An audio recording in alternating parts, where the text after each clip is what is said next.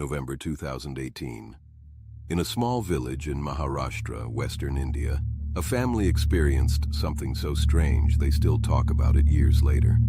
It began with a knock on a back door, a knock that came every few weeks, always around 1:30 in the morning. And every time the door opened, a little boy was standing there, hungry, alone, asking for a glass of milk.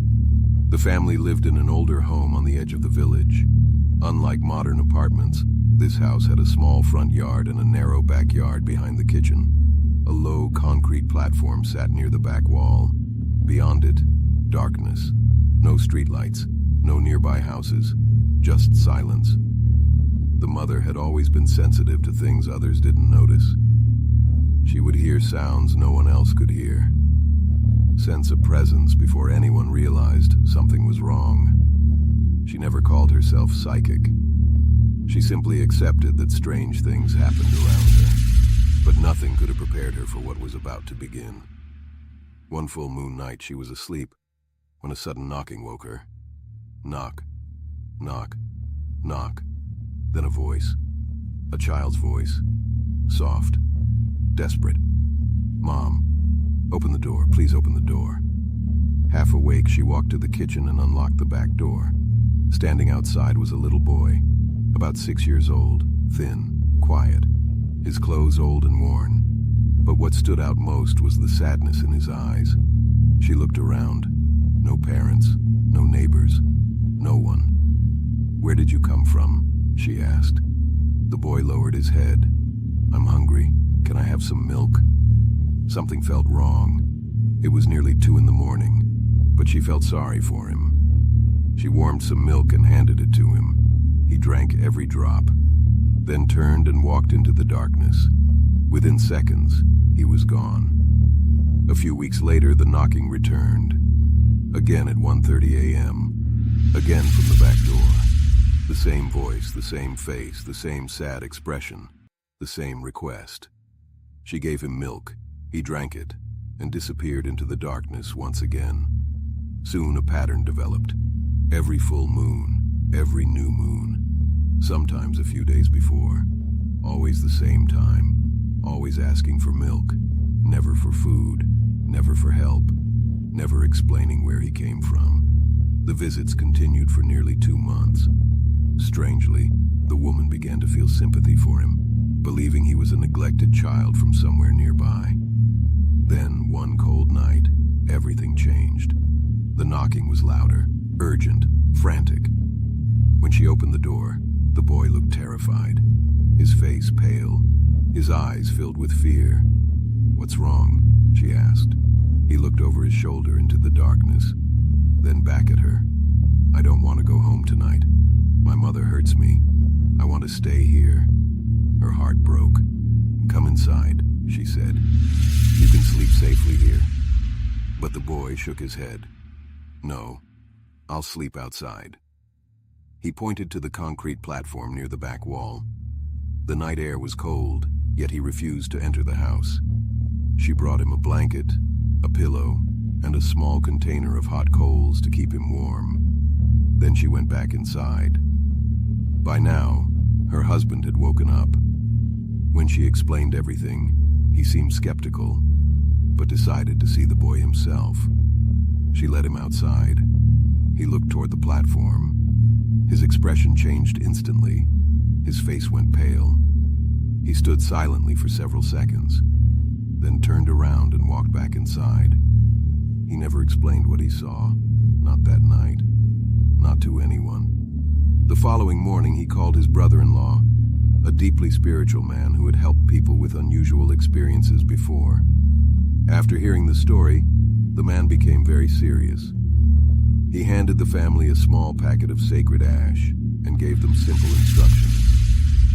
"The next time the boy comes, mix a little of this into the milk."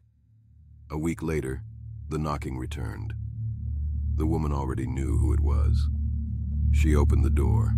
The little boy stood waiting. "I'm hungry. Can I have some milk?" She smiled and nodded. Inside, she mixed a pinch of sacred ash into the milk, then carried it outside. The boy took the glass, raised it to his lips, and drank. The moment he swallowed the first sip, the woman's eyes drifted past him, and her blood ran cold. Behind the boy, standing on the concrete platform, were several figures, 7, maybe 8. They hadn't been there moments earlier, yet now they stood silently in the darkness, watching her, not moving, not speaking, just staring.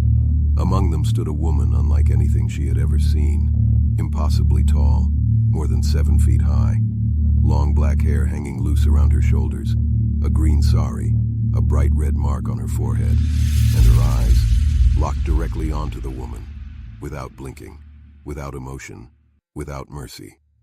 She slammed the door shut, locked it, and ran inside. That night she couldn't sleep. The image of those figures burned into her mind, especially the towering woman, standing silently in the darkness, watching, waiting.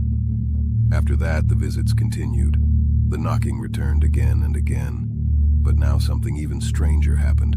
No one else could hear the voice, not her husband, not her children, only her.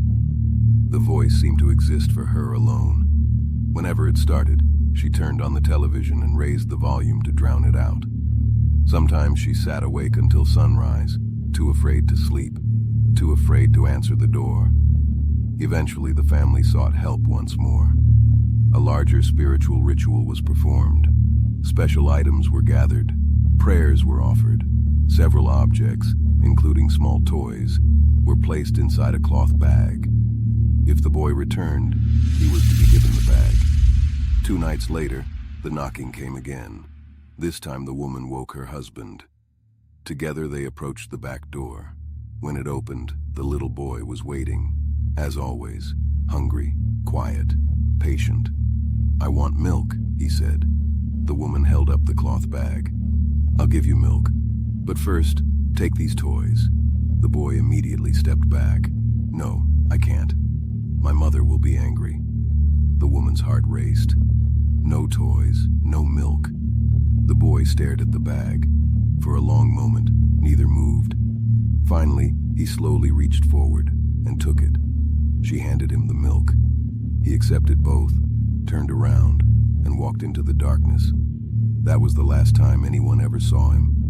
No more knocking, no more footsteps, no more voices calling from outside the kitchen door. The boy was gone. Forever. Years have passed.